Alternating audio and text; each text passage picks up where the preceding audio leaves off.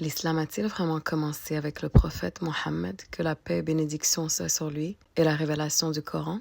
Et est-il réellement la troisième religion abrahamique? Beaucoup le pensent, mais ce n'est pas le cas. L'islam n'a pas seulement 1400 ans.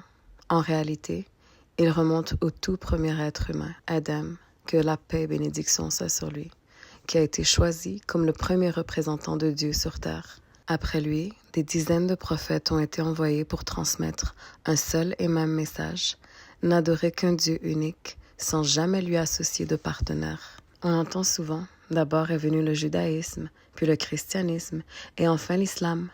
Mais prenez un instant pour réfléchir.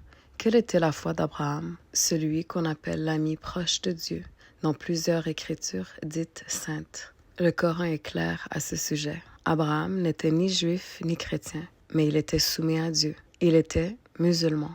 Et qu'est-ce que c'est d'être musulman? C'est pratiquer l'islam, la soumission complète au Créateur. Réfléchissez.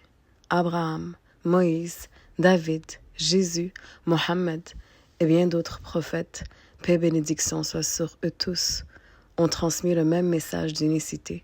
Tous priaient en déposant leur front au sol, faisaient leur ablution et cherchaient la guidance auprès du Tout-Puissant.